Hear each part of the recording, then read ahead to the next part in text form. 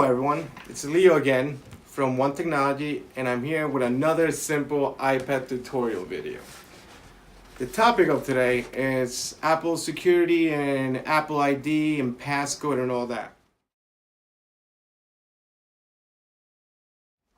So just to begin, I just want to say that the more communities I visit, the more seniors I meet, the more I'm starting to see them having their own iPads or Apple devices. Now, that's great. It's great for what we do. It really helps the cause. Now, the one thing we have a lot of trouble with is the whole Apple ID situation. As soon as I see somebody with an iPad, the first thing that goes in my head, I know they're going to want to do what we're doing with our iPads. But in order to do anything, we have to download new apps into their devices, and that rings so many bells and whistles, and it just says, I need to figure out if they have their Apple ID in order to match what we have for them.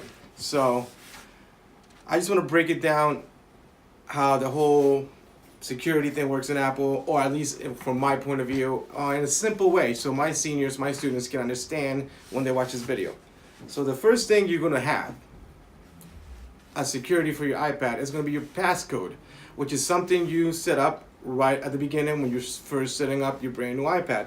And what that is just a simple thing, like when your iPad is sleeping in sleep mode, when you log into it, you press the home button, turns on, you press it again, and then the screen to put in your passcode comes up. And this is just a security to get into your device to actually use it.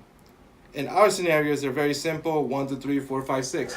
Now that passcode is just to get on the iPad, inside the iPad to be able to use it. Now, I always recommend to have a passcode because this is your personal computer. You're gonna have personal information in here. You're gonna have photos, you're gonna have videos. You might even have personal banking, credit cards, all passwords on your notes. Whatever the case may be, you should have a passcode. You could opt out and have no passcode, but I don't recommend that. Now, the second thing is the Apple ID. Once you get a new iPad, one of the first things you're going to have to do is set up an Apple ID. Now, one good thing about that is the fact that Apple actually lets you use your current email address as your Apple ID. That way, you don't have to create a new one and remember a whole new thing. But that's neither here nor there. So once you have an Apple ID set up, you're going to need that to make calls or FaceTime people, to send messages. But most importantly, you're going to need it to download apps. Now, once you go to the App Store for the first time and you find your first app you want to download, it's going to say Get. So you hit the Get button. I'll show you here. You go in the App Store, and any app you see you want to choose to download. Let's say, for example, I'll choose this app. Wait, let's go down a little more. Let's go here. Let's say I choose the first app here, LinkedIn. You're going to get the option here to Get. Once you press that button, it's going to prompt you for your Apple ID and your passcode. Now, every time I see a senior with an iPad and we try to download an app, I make sure I set it up for them so they don't have to put in their passcode every single time, because, especially for free apps, because that is just a pain in the butt. Not to mention, most of them don't have a payment setup in place, so even if they hit a paid app, they're not really going to get charged with anything. So Apple gives you the option that once you download an app, you put the passcode, you put the Apple ID, you put the password, downloads the app. Once if you download another app within 15 minutes, it will prompt you with an option to not ask for a password if it's being used within 15 minutes again. So that helps a little bit. But then if you try to download another app, it would give you one more option to not ask for passcodes for any free application, which is what I always choose for my students, my seniors, to make it easier for them to explore and get new apps without having to be blocked by the Apple ID system, which is okay because security is a big thing.